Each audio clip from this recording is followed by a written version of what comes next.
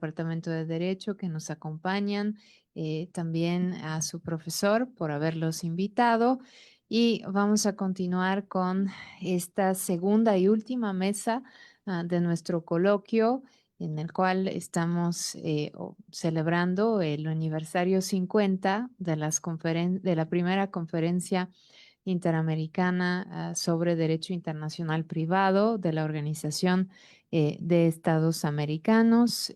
Me acompañan en esta mesa grandes especialistas, estudiosos del derecho internacional privado, y me voy a permitir leer unas breves semblanzas para que puedan valorar su amplia trayectoria académica y profesional. Comenzaré presentando al doctor Jaime Moreno Valle, quien es egresado de nuestra universidad, de la Universidad Iberoamericana. Obtuvo aquí el título de abogado. Después hizo una maestría en Derecho en la Universidad de Georgetown, en Washington, D.C. Es miembro de las barras de abogados de Nueva York y el Distrito de Columbia. Tras haber trabajado en el sector privado en México durante 6 años, se incorporó a la Secretaría General de la OEA, en donde se ha desempeñado desde 2008 en las áreas de Relaciones Externas y Derecho Internacional. Desde el Departamento de Derecho Internacional coordina los temas de Derecho Internacional Privado, acceso a la información pública y protección de datos personales, además de ser el asesor jurídico de la Comisión de Asuntos Jurídicos y Políticos del Consejo Permanente de la OEA y brindar apoyo técnico al Comité Jurídico Interamericano.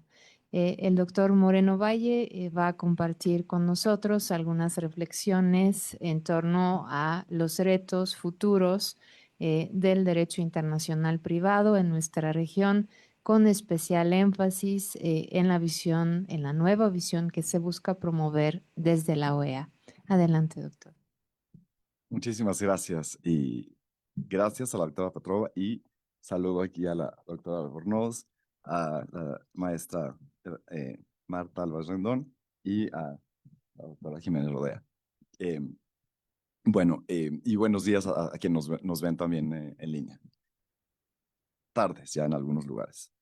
Y, bueno, a lo largo de estos 2 días hemos estado reflexionando sobre temas específicos del derecho internacional privado. Acabamos de hacerlo sobre temas de la sustracción de menores, por ejemplo, bueno, la protección que hace la Cancillería. Hemos hablado de los cheques, de los pagos electrónicos, no fue digitalización, ¿qué dije? Electronificación de los pagos y operaciones de crédito. En fin, una serie de temas de internacional privado. Pero volviendo un poquito a lo general, y pensando en hacia dónde vemos desde la OEA que va o que debe de ir el desarrollo de esta disciplina, quiero hacer algunos puntos.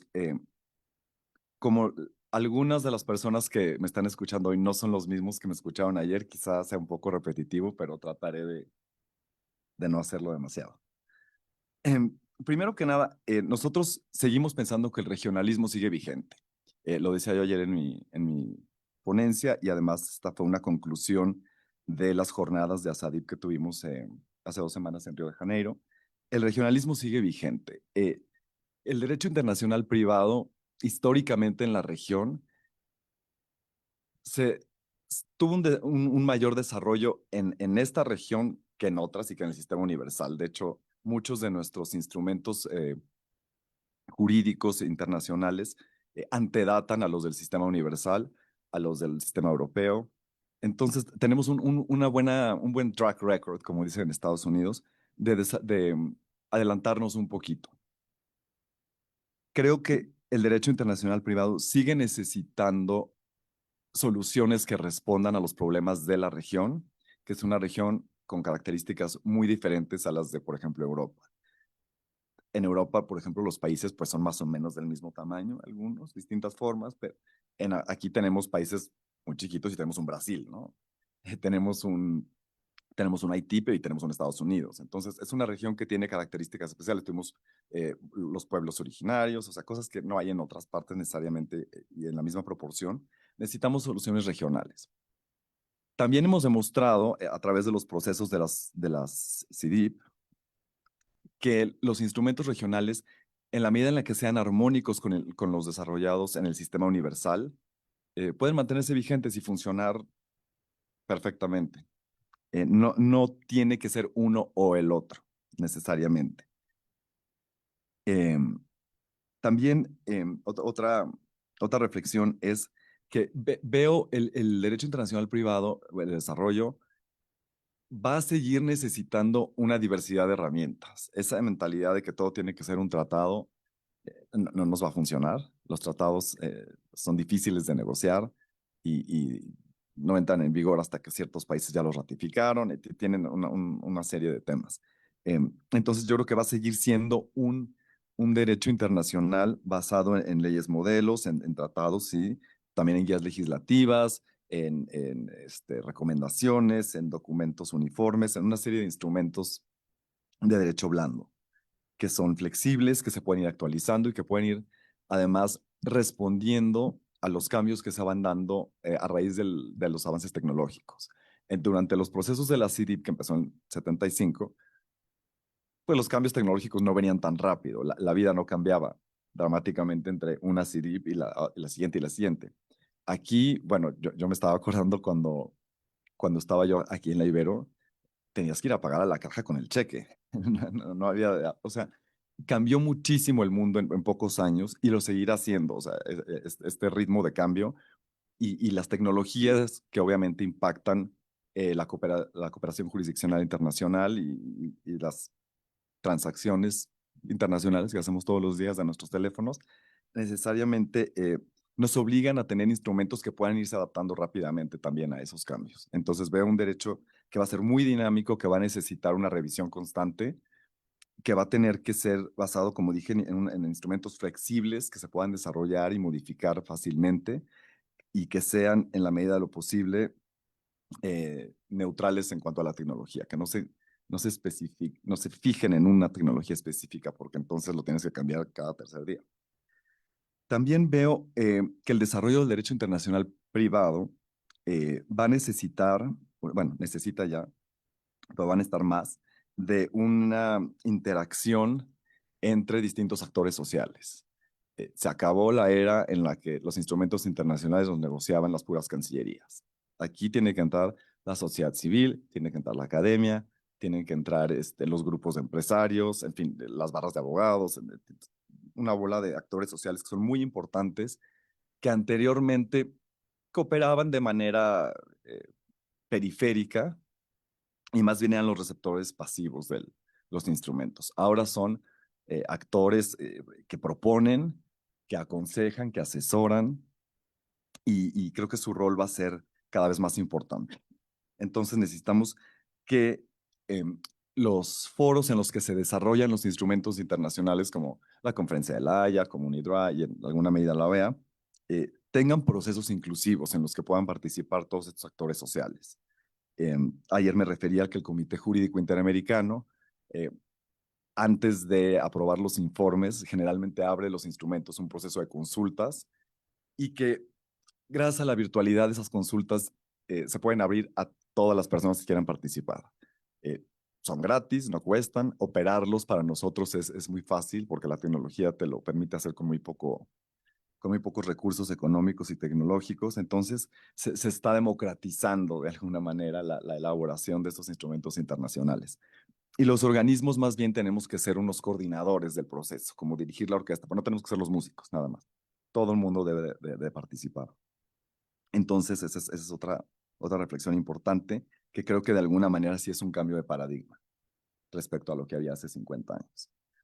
Em, También, en el caso específico de la OEA y del trabajo que yo desarrollo ahí en materia de derecho internacional privado, les comparto que hace unos pocos, creo que 2 años, la Asamblea General, que es el órgano supremo de la OEA, en el que se sientan todos los cancilleres de nuestros 34 Estados miembros, aprobó una resolución en la que se ordena al Departamento de Derecho Internacional, se nos encomienda, que desarrolláramos una red de puntos focales de derecho internacional privado. Entonces, eh, los Estados miembros nos mandan una nota designando quién va a ser el punto focal para ese Estado para temas de derecho internacional privado. En el caso de México es la Secretaría de Relaciones Exteriores en la presencia aquí de la doctora Marta. Y cada país tiene. En muchos casos es alguien de la Cancillería que a su vez está respaldado o respaldada por un grupo de expertos o de consultores independientes. En algunos casos, las cancillerías no tienen un experto en derecho internacional privado en sus filas y entonces el punto focal designado es un académico. Pero el tema es que eh, esta red de puntos focales nos da muchos insumos. De hecho, tratamos de todos los años hacer una sesión especial sobre derecho internacional privado con los cuerpos políticos de la organización, o sea, con todos los embajadores ahí sentados. Y el único tema es derecho internacional privado y los que hablan ahí son los puntos focales. Entonces ellos toman la palabra, o sea, bueno, el Estado toma la palabra, el punto focal empieza a hablar y la idea es que nos digan cuáles son los temas que les preocupan, cuáles son los temas que quieren que la organización trabaje. Entonces, esa es una manera nuestra de mantener el contacto con los dueños del negocio, que son los Estados miembros, y ver en dónde quieren que incidamos en el desarrollo del derecho internacional privado, para no estar creando soluciones a problemas que todavía no existen o que ya han sido solucionados de otras formas y para no crear problemas en donde no los hay. Entonces, el contacto con los puntos focales es sumamente importante. Bueno, ya hablé de los procesos inclusivos. También otro tema importante es los organismos internacionales. En general, hemos visto en los últimos 10 años una reducción muy importante en nuestros presupuestos, lo que a su vez se traduce en una reducción en la planta laboral. Cada vez somos menos y tenemos que hacer más.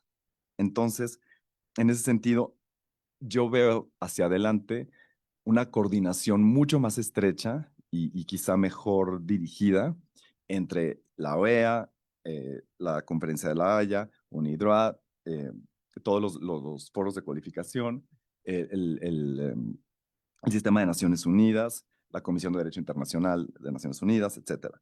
Tenemos que evitar la duplicación, tenemos que hacer esfuerzos complementarios. Em, por ejemplo, el Comité Jurídico Interamericano de la OEA hizo unos principios generales, no me acuerdo el nombre exacto, sobre los recibos electrónicos de almacenamiento. Y se desarrolló y no se pudo ya llegar al nivel de hacer una ley modelo. Pero un Hidroa y un Citral tomaron eso y ellos sí pudieron en el sistema universal hacerlo. Entonces fue una complementariedad. Empezó en la OEA, como decía yo anteriormente, empezó en nuestra región y después se fue al sistema universal y ahí es donde se concretó o se está concretando. Entonces es un ejemplo de cómo la complementariedad, la coordinación, la comunicación nos ayuda a hacer mejor uso de los recursos y de las ventajas competitivas que tiene cada organismo también. Entonces, eso va a ser también parte muy importante del desarrollo del derecho internacional privado en adelante. Nosotros tenemos ya una cierta trayectoria de cooperación como dije, con la Conferencia de la Haya, con UNIDROIT. Ellos vienen a reunirse con nosotros en la sede de la OEA en Washington. Coincidimos en distintos espacios y foros y tratamos de mantener la cooperación para darle mayor valor como dije, a los dueños de estos negocios, que son los estados. Yo quisiera ya detenerme ahí para no abusar del tiempo y si me permiten, nada más voy a hacer dos comerciales muy rápidos. Uno es, gracias. Uno es, para todos los que estén interesados en aprender un poco más, no solo sobre el derecho internacional privado, sino sobre el derecho internacional en general y familiarizarse con el funcionamiento de un organismo internacional. La OEA ofrece un programa de pasantías, creo que 3 veces al año, creo que es primavera, verano e invierno, algo así. Primavera, verano y otoño. Entonces, pueden buscarlo en internet, no está difícil de encontrar, pero los alentaría a que lo hicieran.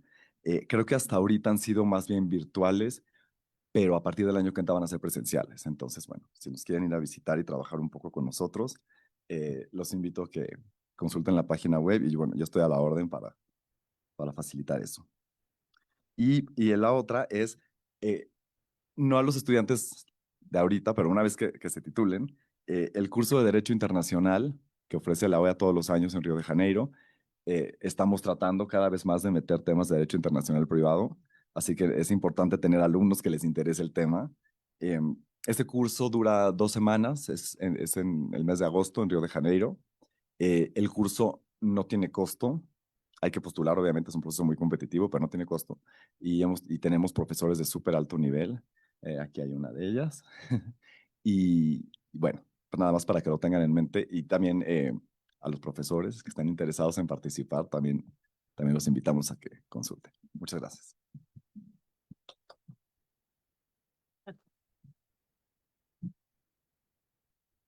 Al contrario, muchas gracias a usted, doctor Moreno Valle, por ser tan preciso en apuntar las principales direcciones futuras del derecho internacional privado, la preservación del regionalismo, una cooperación un poco más informal, menos vinculante, más flexible. Todo esto que nos comenta, pues nos ayuda mucho a entender eh, la democratización incluso de la OEA, pero también nos hace entrever algunos de sus retos internos que, por supuesto, afectan la labor del Comité Jurídico Interamericano. Em, Ahora le voy a dar la palabra precisamente al punto focal de la OEA en México, a la maestra Marta Álvarez Rendón. Ella es licenciada en Derecho por la Facultad de Derecho de la UNAM. Como parte de su formación académica, ha realizado múltiples cursos y diplomados enfocados a temas de derecho internacional público, derecho internacional privado, arbitraje comercial internacional y derechos humanos, entre los cuales destacan the United Nations Regional Course in International Law for Latin America and the Caribbean y el curso de actualización sobre el derecho interamericano impartido precisamente por el Departamento de Derecho Internacional de la Secretaría de Asuntos Jurídicos de la OEA y el Instituto Matías Romero de la Cancillería.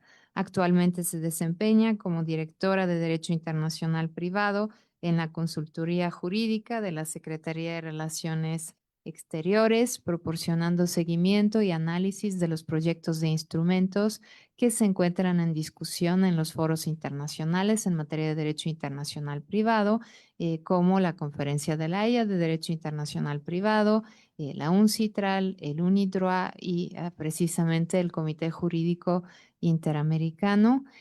Marta reflexionará acerca de la visión de México ante los retos futuros del derecho internacional privado. Adelante, Marta. Muchísimas gracias y sobre todo creo que el valor de esta mesa es justamente esa visión hacia el futuro. Creo que hemos hablado mucho estos días de este legado que nos dejaron las CIDIPS y que inició en 1975, pero creo que también una tarea importante que nos toca ahora conversar es justamente cuál es el punto de partida que nos espera a nivel regional sobre esta temática. Y justamente me gustaría partir de ese hilo conductor que ya nos mencionaba Jaime, y una de esas primeras ideas es justamente resaltar que en muchas ocasiones siempre se ha visto que la codificación del derecho internacional privado es una tarea muy compleja, ya sea a nivel internacional, regional e incluso nacional, pues es esa intersección que también contamos entre la potestad del Estado, la protección de derecho de las personas, como bien lo vimos en la mesa pasada en casos de derecho de familia, y sobre todo buscar esas soluciones comunes que tenemos como región. También, y es importante resaltar, dentro de este proceso que se llamaron CDIPS, que fueron desde 1975 a 2009, la región tuvo un liderazgo muy importante en cuanto al proceso de codificación y desarrollo de la materia.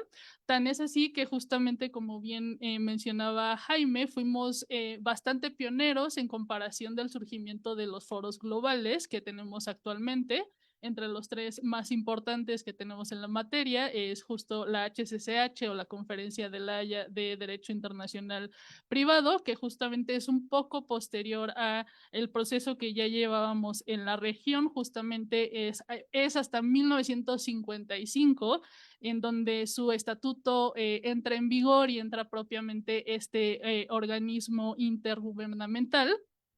A la par, justamente ya quizá esa trayectoria que ya llevábamos a nivel regional, también surgió, por ejemplo, UNIDROIT, que es el Instituto Internacional para la Unificación del Derecho Privado, que justamente nace como un órgano auxiliar de la Sociedad de Naciones y que posteriormente, hasta la década de los 40, se reestablece bajo su propio estatuto orgánico. Y quizá otro también foro global es UNCITRAL, que es la Comisión de Naciones Unidas para el Derecho Mercantil Internacional, que se fundó hasta un 17 de diciembre de 1966. Entonces vemos que todos estos foros globales fueron posteriores al trabajo que ya se hacía en la región. No obstante, justamente un poco también de esos desafíos multilaterales es que cada uno de estos foros vemos que existe entonces una coexistencia de un mismo trabajo o una materia común, que es el derecho internacional privado, sí con ciertos enfoques y bajo cierto mandato de cada una de estas organizaciones. Tenemos, por ejemplo, a una HCCH con un enfoque más global, con un enfoque más técnico y especializado en derecho internacional privado. Tenemos una UNCITRAL que está así con este enfoque global, pero centrado a la problemática que implica el derecho mercantil internacional. Tenemos una UNIDROIT quizá más con un corte a título personal más académico y focalizado a derecho privado, y una OEA que justo nace con esa vocación regional. Eso es como uno de los puntos importantes. Esa vocación regional se traduce en soluciones que atiende justamente a estas particularidades de los países que componemos la región. En esa misma línea y dentro de esta complejidad de los procesos de codificación, pues no dejamos de lado que son procesos multilaterales en donde la representación de los estados justamente es muy importante. Como bien decía Jaime, al final de cuentas los integrantes de estos foros multilaterales son los propios estados. Entonces, justamente la participación activa que tengan estos estados dentro de los organismos se va a traducir en los instrumentos que se van a adoptar en el futuro. En ese sentido, por eso resulta muy importante la representación que tiene el papel del Estado en estos foros, porque al final del día son los que van a ir marcando la agenda de trabajo de los organismos y las materias que se van a analizar atendiendo a esas prioridades que tenemos los estados frente a las realidades del tráfico jurídico internacional. En ese sentido, dado esta coexistencia de foros, tenemos, por ejemplo, uno de los foros más amplios, que es la HCCH, en donde tenemos una membresía actual de 92 miembros, en donde dentro de esta HCCH tenemos también grupos regionales que están representados, y aquí resulta un elemento muy importante y quizás sigue retomando ese tradición que tenía la región en el trabajo multilateral, que si bien la HCCH actualmente dentro de esa 92 miembros, el grupo mayoritario sigue siendo los estados europeos con 44 miembros, siguiendo posteriormente a la región de Asia-Pacífico con 21 miembros, y posteriormente está América Latina y el Caribe con 18 miembros. Esperemos que, dado los procesos que viene en el propio estatuto del organismo, sumemos un estado miembro más, pero justamente también en esa membresía hemos visto cómo esa membresía ha participado en un foro global frente a estos grupos mayoritarios de estados que también ha puesto cierto énfasis en los intereses que tenemos como región. Tenemos países sumamente activos de nuestra región que están constantemente participando en los procesos de negociación, como Argentina, Brasil, México, El Salvador, o Nicaragua, y sobre todo es muy importante tener como esa parte de tendencia. En los últimos años, dentro de la HCCH también se ha visto un incremento en la participación regional, no solamente en esta membresía, que justamente en los últimos años, desde 2020, hemos tenido incorporación de estados de nuestra región en este foro global, sino también en la participación en el trabajo legislativo que hace el foro. Justamente en marzo de este año, la HCCH presentó un estudio de estadísticas en cuanto a la representación geográfica que tiene el organismo, y es muy curioso la conclusión a la que llegó.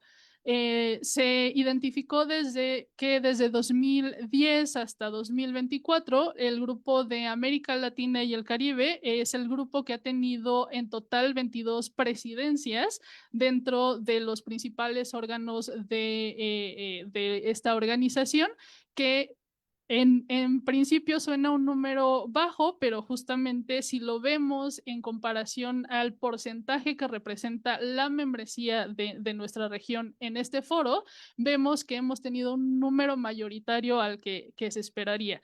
¿Y por qué es importante ese aspecto? Porque como bien les mencionaba, el hecho de que tengamos una participación activa como Estado implica también ir moldeando esos instrumentos a estas realidades que tenemos a nivel nacional. Y un caso similar tenemos, por ejemplo, en UNCITRAL, en donde su membresía es un poco más reducida, que son 70 estados miembros que son elegidos para cumplir un mandato de 6 años, y quizá por estar dentro de este sistema de Naciones Unidas, su representación geográfica suele ser un poco más proporcional. En este punto, dentro de estos estados miembros, 10 forman parte del GRULA, que es el grupo de América Latina y el Caribe, en donde actualmente tenemos muchos estados que tienen que cumplir un mandato que se va a extender de 2028 hasta 2031, en donde tenemos, por ejemplo, otra vez el caso de Argentina, Brasil, Chile, Colombia, El Salvador, México. Y justamente porque es importante estos mandatos, porque son los espacios que tenemos como Estado para impulsar estas iniciativas en los procesos de codificación y en los procesos de negociación multilateral de los próximos instrumentos, en este caso en materia de derecho mercantil internacional, en el caso de UNCITRAL. Sin embargo, a este buen fenómeno, este positivo incorporación activa de los estados, pues también tenemos un desarrollo bastante desigual en cuanto a los procesos de adopción de los tratados que se producen en estos foros multilaterales. En caso de esta parte global, tenemos, por ejemplo, que la HCCH, dentro de este acervo que ha creado, tiene actualmente 41 instrumentos, precisamente 39 convenciones, un protocolo y unos principios. Y en el lado de UNCITRAL, si bien se dedica a producir muchos instrumentos, no solamente tratados, sino leyes modelo, reglamentos, cláusulas modelo o guías legislativas, dejemos, digamos, en estos ejemplos a nivel tratados, que es quizá la intervención más directa que tenemos como estados. En este caso, por ejemplo, tenemos aquí como ejemplos contrastantes de este crecimiento desigual al proceso de adopción de tratados en materia de derecho internacional privado, de foros globales. Tenemos, por ejemplo, México, que su membresía en la HCCH data desde 1986 y a la fecha hemos adoptado 6 instrumentos nada más. En misma línea estamos con Argentina, que su membresía es de 1972, y ha adoptado 7 instrumentos de la HCCH. Y, por ejemplo, tenemos quizá una membresía más reciente, que es El Salvador, que se unió a la HCCH en 2022 y ya tiene 7 instrumentos de la HCCH que se desarrollaron en este foro. Si bien como bien mencionaba Jaime, los procesos de negociación son arduos, implican tiempo, recursos y una participación constante del Estado. Mismos esfuerzos implican en las adopciones internas, es decir, quizá se debe mucho a estos factores diversos de procesos de incorporación o adopción de instrumentos internacionales, pero sí vemos quizá un crecimiento desigual dentro de nuestra misma región en cuanto a estos foros globales. Y también en este punto lo quiero vincular con uno de los principales desafíos que hemos tenido en cuanto a la coexistencia de foros globales y foros regionales, que es la fragmentación del derecho internacional privado. Si bien, como bien se mencionó y se ha reiterado, y creo que es motivo de este evento, América Latina y el Caribe fue pionero en este proceso de codificación. Desafortunadamente, a la misma par empezó a perder ese liderazgo en los foros globales y en este proceso de codificación. Y sobre todo apareció un fenómeno muy interesante en cuanto a paralelismos entre tratados de vocación más global frente a convenciones regionales. Y tenemos algunos casos que hemos venido escuchando estos 2 días, en donde tenemos este ejemplo de instrumento global y las convenciones interamericanas. Uno de estos ejemplos es en materia de cooperación jurídica internacional. Por una parte, tenemos la Convención Interamericana sobre recepción de pruebas en el extranjero, que actualmente tiene 15 partes contratantes. Y aquí justo no lo quisiera plantear de esa forma porque creo que un punto elemental en esta bagaje de convenciones que tenemos actualmente es un grado de complementariedad en lugar de ponerlos en lucha. Pero tenemos, por ejemplo, a una convención de La Haya de 1970 sobre obtención de pruebas en el extranjero, que actualmente tiene 69 partes contratantes. Entonces vemos si esa adopción un poco o ese nivel de implementación un poco más grande de las convenciones globales, justamente bajo los auspicios de la HCCH. Y un ejemplo parecido en materia de exhortos y cartas rogatorias, que tenemos una convención interamericana con 18 partes contratantes y una convención de La Haya de 1965 sobre notificación y traslado de documentos con 68 partes contratantes. Entonces ahí vemos ese contraste, si bien aquí el punto medular también es cada una de estas convenciones tiene un ámbito de aplicación muy concreto, si bien tienen esa común denominador de materia que es cooperación jurídica internacional. Creo que el valor de tener estos 2 instrumentos, uno de nivel regional y uno de nivel global, es cada uno de ellos se va a ir adaptando a las necesidades que tienen cada uno de los estados. De ahí la necesidad quizá de no dejarlos en el olvido estas convenciones interamericanas, sino buscar realmente la forma de retomar sus contenidos y la utilidad de estos textos. Y sobre todo, y retomando uno de los ejemplos que veíamos ayer en materia de arbitraje, tenemos también ese quizá gran contraste de paralelismo entre instrumento global y regional, que es, por ejemplo, la Convención Interamericana sobre Eficacia Extraterritorial de las Sentencias y Laudos Arbitrales, que tiene actualmente 10 partes contratantes y versus, entre comillas, la Convención de Nueva York, que tiene 172 partes contratantes. Entonces, quizá esta Convención de Nueva York tiene este grado de implementación cuasi universal. Y dentro de estas 172 partes contratantes, identificamos que 32 son estados de nuestra región. Entonces vemos en total como en cifras 72 países que ya han adoptado la Convención de Nueva York versus quizá esas 10 partes contratantes de la Convención de Panamá. Sin embargo, justamente como bien lo mencionaba el licenciado Héctor Flores el día de ayer, el hecho de que tengamos una convención de Nueva York con un grado de implementación y de práctica cuasi universal, eso no deja de lado esta convención que también nos da ese valor y justamente el grado de complementariedad que puede existir entre los tratados lo vemos también en los propios instrumentos. El doctor Flores nos mencionaba un artículo 7 en donde justo nos da esa apertura de la Convención de Nueva York a buscar otro instrumento o una legislación nacional que sea más favorable a la situación que se está regulando, en este caso el reconocimiento y ejecución de laudos arbitrales para beneficio de la continuidad de esta relación comercial. En ese sentido, vemos cómo dentro de esta convención cuasi universal tenemos ese grado de complementariedad con otros instrumentos.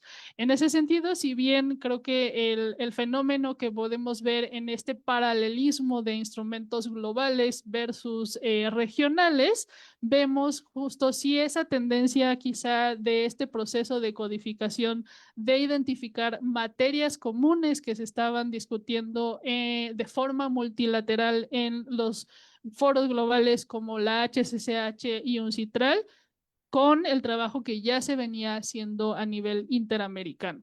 Sin embargo, creo que de esta fragmentación, el tema importante a resaltar es justamente buscar los espacios de complementariedad de cada uno de estos instrumentos, porque justamente cada uno quizá nos da este valor agregado de su existencia. Por una parte, si bien los foros globales buscan soluciones justamente globales que se atienden a la diferencia de sistemas jurídicos, también ese es uno de los principales desafíos en los procesos de negociación y lo que le da ese acento a la complejidad de la codificación del derecho internacional privado, porque justamente en los foros globales lo que se va a priorizar es buscar soluciones comunes, tratando de armonizar y con muchísimo más esfuerzo, unificar reglas de derecho internacional privado que sean acorde a los distintos sistemas jurídicos. Quizá en los foros globales tenemos un poco más de desafíos multilaterales para encontrar un mismo punto en común, que quizá sea este valor que tenemos en la región con ciertas tradiciones y ciertos contextos y problemáticas comunes que nos facilita tener quizá un trabajo o unos instrumentos más evocados a las problemáticas que tenemos en los países de nuestro continente. Y también creo que uno de los puntos muy importantes y creo que será abordado por la doctora Rosa Jiménez, pero me resulta fundamental quizá desde esta perspectiva de participación activa de los estados, es la parte de la difusión que se realizan de los instrumentos. Como bien mencionaba Jaime, creo que uno de los esfuerzos que ha creado la OEA en este camino hacia retomar los temas de derecho internacional privado es crear, por ejemplo, esta red de puntos focales que justamente tenemos muchas experiencias positivas a nivel global de tener contacto con las diferentes autoridades. Bien decía la maestra Claudia Sierra hace un momento en la mesa anterior, el hecho del intercambio de buenas prácticas y esta difusión que tenemos entre autoridades también es sumamente nutrido y quizá eso le da cierto impulso que tenemos entre los estados. Si bien tenemos estados que tenemos una amplia trayectoria en la materia, tenemos, por ejemplo, aquellos otros estados que quizá hemos visto más ausentes en foros multilaterales o que se incorporan recientemente a ellos, como por ejemplo El Salvador con una membresía muy reciente en la HCCH, que quizá tiene una trayectoria un poco más corta que un México, una Argentina que lleva años y décadas conociendo estos procesos de codificación.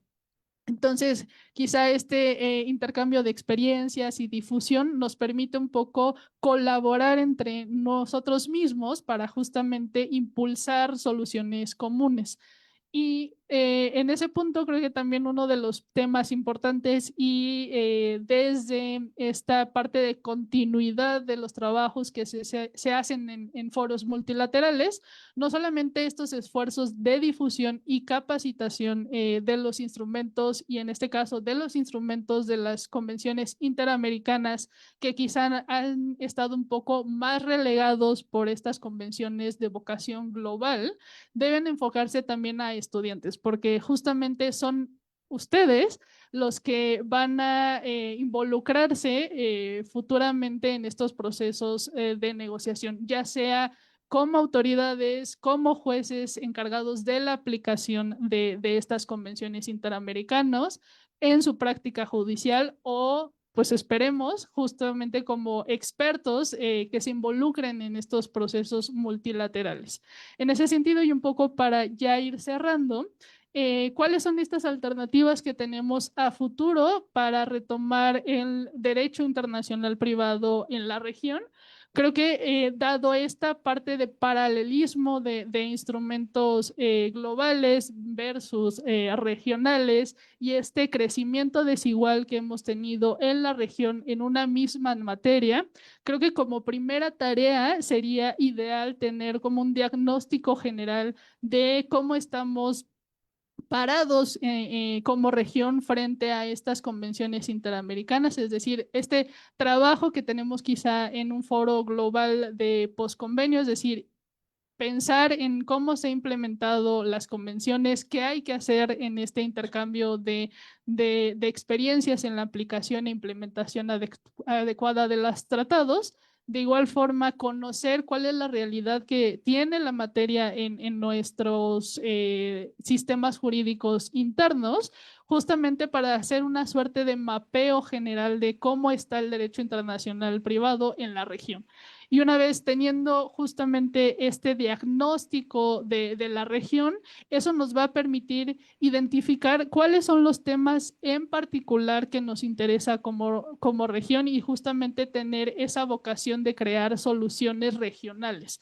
Como bien se mencionaban en las mesas anteriores, si bien tenemos estos instrumentos globales en materia de derecho familiar internacional. El hecho de que México también ya sea un país de tránsito, de destino, nos da ciertos desafíos particulares que necesitamos atender, que quizá, por ejemplo, el grupo mayoritario en la HCCH, ya sea Europa o Asia-Pacífico, no tiene esos conflictos que nos da una movilidad humana constante y desafiante para los estados de nuestra región. En ese sentido, creo que identificar estos temas en común que tenemos, buscar soluciones que sean comunes también para nuestra región puede dar ese valor agregado de los próximos instrumentos que valoremos en materia de derecho internacional privado.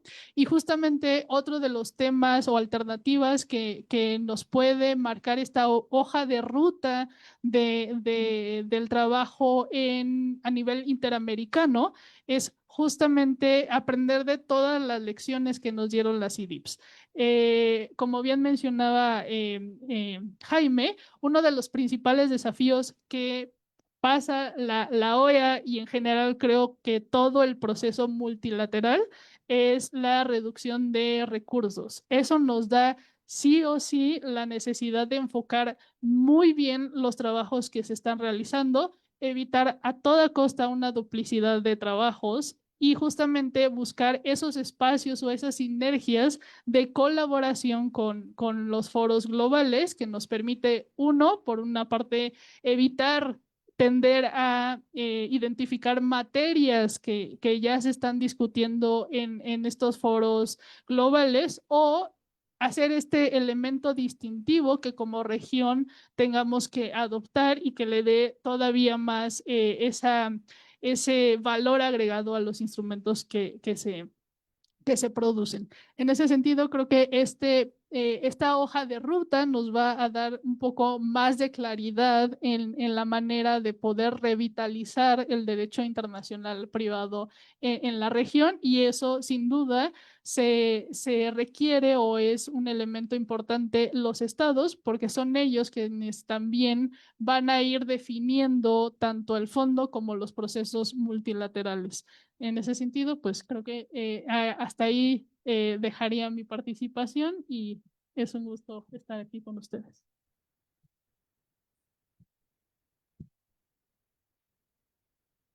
Muchas gracias, Marta, por compartir con nosotros tu visión acerca del liderazgo que debe conservar México tanto dentro de la región de América Latina como en la representación de los intereses de la región en los foros globales y también en la OEA. Seguro que habrá muchas preguntas, por lo menos yo tengo algunas y me parece que de plano lanzaste una convocatoria para adoptar una hoja de ruta acerca del futuro del derecho internacional privado en América Latina y el Caribe. Pues muy, muy interesante. Muchísimas gracias. Y ahora les voy a presentar a la doctora María Mercedes Albornoz, quien es profesora e investigadora titular del Centro de Investigación y Docencia Económicas del CIDE. Acabo de ver a la directora del Departamento de Derecho, a la doctora Lucero Ibarra, que nos acompaña hoy también. Mercedes es investigadora del Sistema Nacional de Investigadores, que la reconoce con el nivel más alto, el nivel 3. Ya solamente le falta lo que llamamos el emeritazgo en los medios académicos. Mercedes colabora con la Secretaría de Relaciones Exteriores como asesora externa ad honorem en materia de Derecho Internacional Privado. Obtuvo el grado de doctora en Derecho, y aquí me va a salir lo francófona, discúlpenme, a l'Université de Paris 2, Panthéon-Assas. Lo digo porque yo estudié en la vecina Universidad de París 1, que siempre compite con la de París 2. Compartimos el edificio y hay competencia por ser la mejor universidad francesa en derecho, en derecho. En la misma universidad obtuvo lo que antes se llamaba DOA, que era el Diploma de Estudios Avanzados en Derecho Internacional y que era precisamente un prerequisito para hacer el doctorado. Es abogada egresada de la Universidad Nacional del Litoral de Santa Fe, pero Santa Fe en Argentina. De 2005 a 2017 fue directora corporativa, perdón, esa no eres tú. La doctora Albornoz es miembro pleno de la Asociación Americana de Derecho Internacional Privado, ASADIP, y actualmente se desempeña como secretaria general de esta asociación. También es miembro de número de la Academia Mexicana de Derecho Internacional Privado y Comparado, AMEDIP, con la cual colabora actualmente como vicepresidenta. Sus líneas de investigación son obviamente de Derecho Internacional Privado, incluyendo Derecho del Comercio Internacional y Derecho y Tecnología. Ha participado en congresos, impartido conferencias, efectuado estancias de investigación y publicado en diferentes países. Y aquí haciendo una publicidad a las publicaciones académicas, a las obras de Mercedes. La mayoría están disponibles en libre acceso en el portal del CIDE. Mercedes tiene una especie de blog y ahí pueden leer todo lo que ha escrito y es una riqueza para estudiantes interesados en Derecho Internacional Privado. Bueno, Mercedes nos va a hablar acerca de la topografía y de los rumbos futuros del derecho internacional privado en América Latina. Adelante. Muchísimas gracias, Virginia. Yo mandé una presentación de PowerPoint, no sé si la tienen disponible. Yo te la mandé temprano hoy, Adri. Mi último correo para ti. Bueno, mientras la encuentran, me gustaría decir que estoy muy contenta de estar con ustedes en esta mesa. Es un honor para mí estar con amigos, con amigas y un amigo en esta mesa para reflexionar acerca de los retos a los cuales nos enfrentamos para fortalecer el derecho internacional privado en la región. Si lo puedes poner como en vista. Ok. Muchísimas gracias. ¿Sí? Gracias. Ahí está mejor. Bueno, muy bien. Qué buena observación, porque si no, luego. Muchas gracias por haberla hecho. ¿Saben qué? Yo creo que vamos a ponerlo del otro lado. Porque para ir pasando la presentación, te aviso, la tengo impresa, entonces igual te vas a dar cuenta si.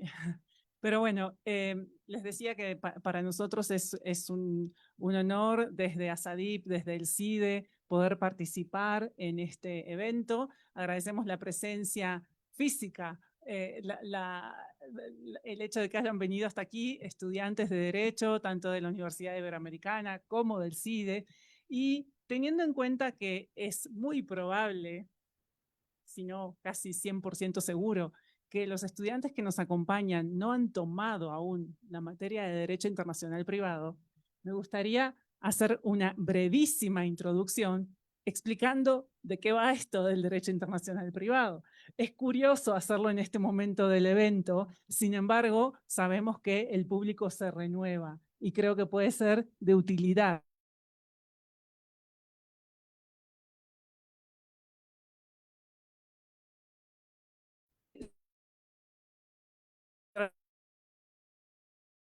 ¿Qué ustedes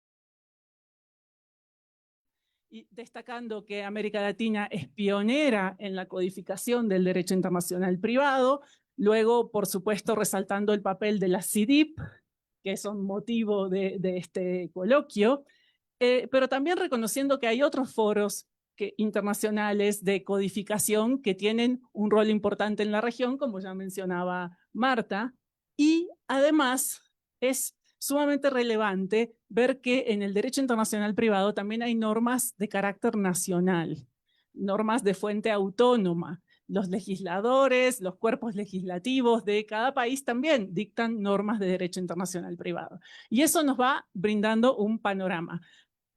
Conocer este panorama nos puede ayudar a tratar de dilucidar nuevos rumbos y ver hacia dónde podemos ir para fortalecer el desarrollo de la disciplina en la región. Entonces, si vamos a la siguiente diapositiva, vamos a comenzar con la topografía. Y aquí, si vamos a la posterior, aquí tenemos un esquema que probablemente no puedan leer desde lejos, pero si están cerca de la pantalla quizás sí. Aquí, como les decía, y como ya fue mencionado en algunas de las intervenciones anteriores, tenemos el orgullo de que nuestra región ha sido pionera en materia de codificación internacional del derecho internacional privado. Es decir, que desde hace tiempo se ha buscado armonizar, unificar soluciones entre diferentes países. Así, por ejemplo, si nos vamos a 1824, tan lejos como en 1824, se celebró un congreso en Panamá convocado por Simón Bolívar, y en ese congreso se presentó una moción para que se codificara el derecho internacional privado a nivel regional. Eso fue simplemente una moción, pero fue la primera semilla, y en años posteriores, 1847 al 67, hubo varias conferencias en Lima con el objeto de codificar el derecho internacional privado a nivel regional. No tuvieron éxito, pero seguimos evolucionando en la vía para lograrlo. Entonces, ya en 1877-78, hubo un congreso de jurisconsultos americanos también en Lima, de donde surgió el Tratado de Lima, Tratado de Derecho Internacional Privado, que si bien no entró en vigor, no entró en vigor por falta de ratificaciones, y es uno de los problemas que seguimos viendo actualmente con los instrumentos de hard law, pero constituyó una base también para la evolución posterior. Luego, en los países sudamericanos, con un fuerte impulso de Uruguay, sobre todo, celebraron un primer Congreso Sudamericano de Derecho Internacional Privado que se extendió de 1888 a 1889, y este sí fue exitoso en el sentido de que los 8 tratados de Montevideo más el protocolo adicional que se aprobaron ahí entraron en vigor. Esos instrumentos sí entraron en vigor. Por otro lado, existía un movimiento de conferencias internacionales americanas, dentro de las cuales podemos destacar la 6ª Conferencia Interamericana, que en 1928 en La Habana, Cuba, aprobó el Código de Derecho Internacional Privado, basado en un proyecto de un jurista cubano, Sánchez de Bustamante, y entonces este es el Código Bustamante. Por otro lado, en Sudamérica había movimientos para modificar algunas de las soluciones propuestas ya por los tratados de Montevideo de 1889, y entonces se celebró un segundo Congreso Sudamericano, del cual surgieron 4 tratados y un protocolo adicional. Esto se refiere a América Latina. Vamos a la siguiente diapositiva, por favor. Esto se refiere a América Latina, pero tengamos presente que en Estados Unidos ya había un Restatement of Conflict of Laws del American Law Institute. Entonces, tenemos un panorama con tratados de Montevideo en el sur, Código Bustamante un poco por aquí y por allá, involucrando a varios países a lo largo del continente, y en el norte teníamos un restatement. Entonces, en el ámbito de la OEA ya, encontramos las conferencias interamericanas de derecho internacional privado que buscaron desde un inicio tratar de lograr una solución común, una suerte de armonización entre esos tres bloques. Y lo que se decidió fue ir abordando las temáticas materia por materia. Entonces, en 1975 tuvimos una primera CIDIP en Panamá, cuyos 50 años celebramos hoy, pero también a lo largo del tiempo, desde el 75 al 2009, hubo varias. Ya fue mencionado también el día de ayer que en 1994 México fue sede de la CIDIP 5, de la cual surgieron dos instrumentos, uno de los cuales es muy relevante, la Convención Interamericana sobre Derecho Aplicable a los Contratos Internacionales. Entonces aquí se trataba de, en el ámbito de la CIDIP, lograr una armonización regional, tomando en cuenta que no todos los países de la región son de derecho civil, sino que también teníamos el reto de incorporar países de common law. Y esa puja entre el derecho civil y el common law se puede ver de manera bastante clara en la Convención Interamericana sobre Derecho Aplicable a los Contratos Internacionales. De manera global, también fue mencionado que el proceso de la CIDIP nos dio como fruto 26 instrumentos interamericanos. Si vamos a la siguiente, por favor. Pero existen también, como ya dijimos, otros foros codificadores del derecho internacional privado que tienen un impacto muy relevante en nuestra región. Eso que ahí figura como HCCH, que es la Conferencia de la Haya de Derecho Internacional Privado, o Conferencia de la Haya, para que me entiendan, que no haya, pero bueno, porque hasta Ignacio dice Conferencia de la Haya, eso no sé de dónde viene, pero bueno, en Argentina decimos Conferencia de la Haya. Este organismo es uno de los más importantes en la materia, tiene alcance global, Marta ya se refirió a la cantidad de estados miembros, de ahí han surgido un número importante de instrumentos, muchos de los cuales tienen como estados parte o estados contratante a estados de nuestra región. También existe un CITRAL como foro de unificación, de codificación en materia de comercio internacional, también UNIDROIT en el ámbito del derecho privado, y a nivel subregional también hay algunos esfuerzos en los cuales se dictan normas de derecho internacional privado, y pongo como ejemplo el Mercosur. Si vamos a la siguiente diapositiva, por favor. La siguiente se refiere al derecho internacional privado, pero de fuente interna. Por eso ponemos derecho internacional privado de fuente autónoma y sus avances. En la historia de la codificación del derecho internacional privado de nuestra región, es muy importante el Código Civil de 1857 de Chile, elaborado por Andrés Bello. Y ahí sí nos estamos yendo muy atrás, ¿no? En el tiempo. Ese código tuvo un influjo relevante en la codificación de muchos otros estados de América Latina.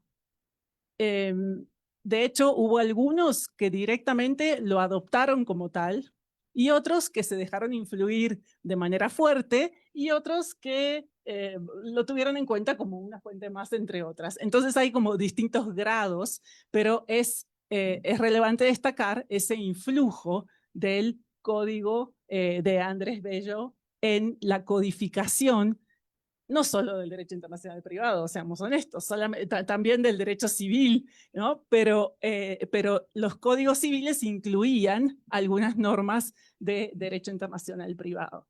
También es importante destacar el influjo de la CIDIP en la codificación del derecho internacional privado de distintos países. En el caso de México, por ejemplo, es muy patente que a partir de las reformas al Código Civil en 1988 hubo una suerte de alineación y de adaptación de la legislación de fuente interna de México con respecto a las soluciones adoptadas en varias de las convenciones interamericanas en materia de derecho internacional privado. También UNCITRAL tuvo su influjo en las normas de derecho internacional privado de fuente interna en diversos países, y el ejemplo de México, que también fue tocado ayer en la mesa de arbitraje, es la adopción de la ley modelo de arbitraje de UNCITRAL, directamente casi importada en paquete como parte del Código de Comercio y que constituye la ley de arbitraje de México. Entonces eso pone a México en una situación de tener una legislación de fuente interna en materia de arbitraje nacional e internacional muy de vanguardia. Y además existen algunos países de la región donde hay legislación reciente en materia de derecho internacional privado. Y fíjense que vamos desde países como tan diversos como República Dominicana, que tiene una ley de derecho internacional privado de 2014, como Panamá, también en Centroamérica, con un código de derecho internacional privado de 2015, y también Argentina, en el Código Civil y Comercial de la Nación, incorpora normas de derecho internacional privado. Uruguay tiene también una ley de derecho internacional privado reciente de 2021, y México, como vimos en el Código Nacional de Procedimientos Civiles y Familiares de 2023, incorpora todo un libro dedicado a esta materia. Y ahora sí, nuevos rumbos. Espero estar bien de tiempo. Sí, estoy bien de tiempo. Bien, gracias. Con respecto a los nuevos rumbos, a ver, hay proyectos de ley en materia de derecho internacional privado en diversos países. Esto nos muestra que lejos de encontrarnos ante una disciplina rígida y cuya legislación no se va modificando a lo largo del tiempo, tenemos todavía en la actualidad movimiento en diferentes países. Uno de ellos es Brasil. En Brasil se está debatiendo una ley de derecho internacional privado, que será muy relevante porque la escasa legislación con la que actualmente cuenta este país sudamericano data de 1940, y creo que es 1942, entonces de los años 40 del siglo pasado. Entonces, por supuesto que se necesita remozar las soluciones y poner el derecho internacional privado brasileño en línea con el mundo actual, con la realidad actual.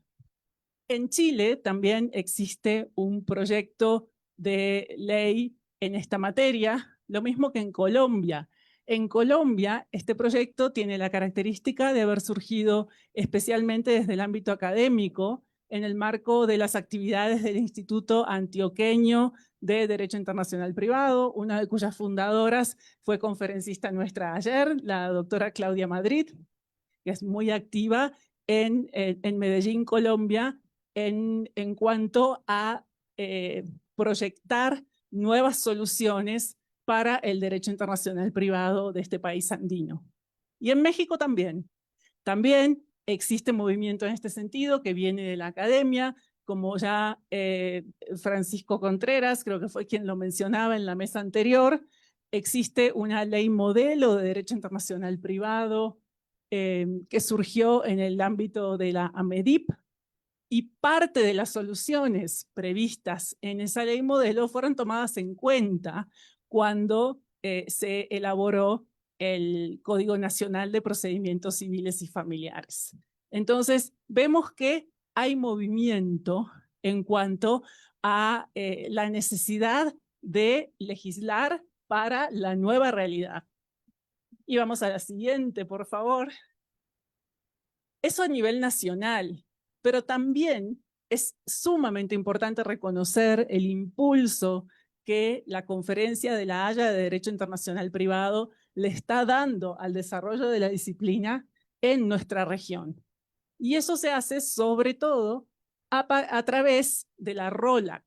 ¿Qué será ROLAC? Bueno, ROLAC es la Regional Office para América Latina y el Caribe.